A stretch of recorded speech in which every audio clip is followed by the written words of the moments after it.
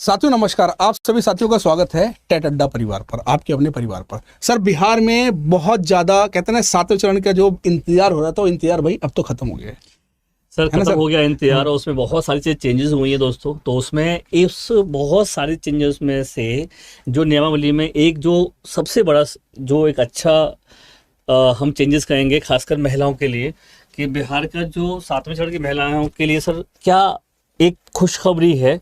तो सर क्या फ़ायदा मिल रहा है उनको सर, इसमें? खासकर अगर मैं बात करूं, काफ़ी जैसे बात हुई, जैसे मेरे काफ़ी बिहार के स्टूडेंट्स हैं जो महिलाएं जो मतलब मैरिड भी हैं और काफ़ी जिम्मेदारी हैं उनके लिए, तो शायद नीतीश सरकार ने शायद, जो मैं कहता हूं सर, इस पॉइंट को शायद समझा है और उनके लिए एक बहुत बड़ी खुशखबरी। अब खुशखबरी क्या है दोस्तों, मैं भी बहुत एक्साइटेड, लेकिन पूरी नियमावली को मैंने पढ़ा हुआ है तो उसमें साफ साफ सर ये बोला गया, सिंपल सी बात करें, कोई घुमा फिरा के नहीं, तो ये साफ साफ बोला गया कि सर जितनी भी वैकेंसी है उसमें सर 50% जो है 50% का जो आरक्षण दिया जाएगा महिलाओं को।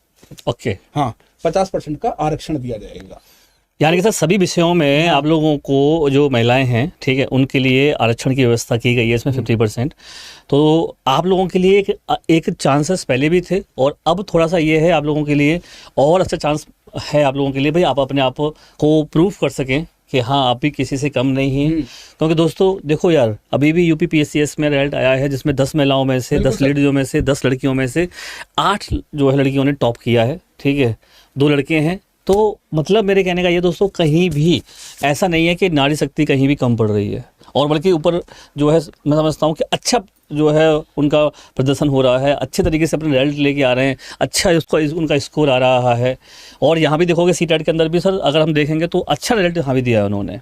तो भाई आप लोगों से यही रिक्वेस्ट है हमारी कि हम लोग सर अपनी इस क्लासेस को अगर देखें तो जितने बच्चे सर पेपर देंगे, इस परीक्षा को देंगे अब, तो उसके लिए आप लोग जो है सर वो अपडेट ही बताए थे। हाँ वो बता दीजिए एक बार। बिल्कुल सर, बताए थे। जैसे कि भाई आप लोग ये कहते हैं सर कि अब एक चीज बता दूं बेटा, कि जैसे अब बिहार में जो होगा BPSC, Bihar public service commission, ये जो आयोग है बेटा, ये परीक्षा लेगा। आयोग क्या करेगा, ये आपकी परीक्षा लेगा और परीक्षा में जो बेहतर करेगा उसी को सिलेक्शन मिलेगा, सबसे पहली बात। अच्छा, अब इसके लिए काफी बच्चे कह रहे हैं सर कि प्लीज हमारे लिए सर क्या है, आप टेट अड्डा पर हमें यकीन है, तो उस यकीन में सर क्या लेके आ रहे हैं। बेटा आपको घबराने की कोई जरूरत नहीं है, कोई भी जरूरत नहीं कि आपकी तैयारी कैसे होगी, कहाँ पैसा लेगा, कौन सी कोचिंग में जाएंगे, कोई टेंशन नहीं है, कोई टेंशन नहीं। बेटा टेट अड्डा इसलिए बनाया गया है, हमने इसलिए बनाया क्योंकि मैं आपको बता दूं, ये जो परीक्षा होगी दोस्तों, इसमें एक बात तो कंफर्म है, क्योंकि ये सर टीचर्स के लिए होगी। बिल्कुल सर, ये बात तो कंफर्म है कि टीचर्स की परीक्षा होगी। और जहां पे भी टीचर्स की परीक्षा होती है बेटा, टीचिंग का एग्जाम होता है, चाहे मैं DSSB की बात करूं, चाहे सर मैं किसी की भी बात करूं, KVS की बात करूं, चाहे मैं सुपर टेट की बात करूं, किसी भी एग्जाम को देखूं, तो सर सबसे इंपॉर्टेंट रोल सर किसका होता है, इनमें से सबसे इंपॉर्टेंट क्या होता है सर? ये देखा जाए ना तो यहाँ पर ये चीज तो सर, ये जो जितने तीनों एग्जाम हैं, इसके अंदर सर अब आगे से क्या है, हमें कह सकते हैं कि भाई आपका जो एस्टेट है इस तरीके का, ये अब आपका बिहार का भी यहाँ पर एक ऐड हो गया, बिहार का भी ऐड हो गया, अब तक नहीं था। हाँ। अब ये यहाँ पर कभी ये भी ऐड हो गया दोस्तों।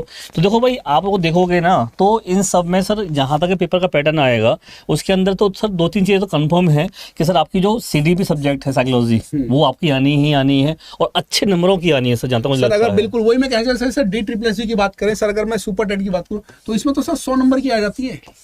इसके अंदर सुपर टेट की बात करें, इसके अंदर 30 नंबर की आ जाती है। अगर यहाँ पे बात करें, और इसके अंदर GS की बात करें, कम से कम 50 से 60 नंबर का GS पूछा जाता है सर।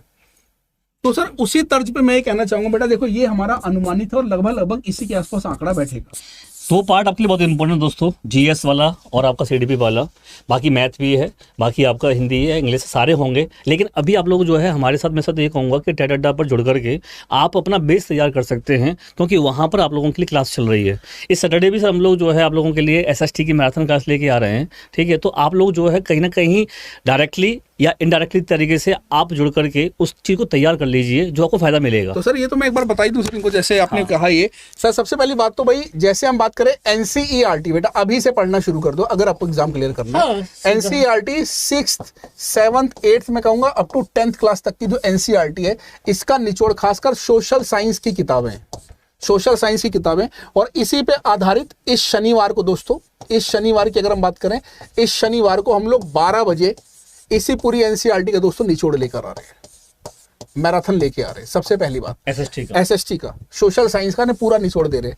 उसका अगर हम बात करें रोज, तो दोस्तों ये जो BPSC परीक्षा के लिए 12 बजे हम लोग जो है CDP की क्लास, दोस्तों ये बहुत इंपॉर्टेंट है आपके लिए।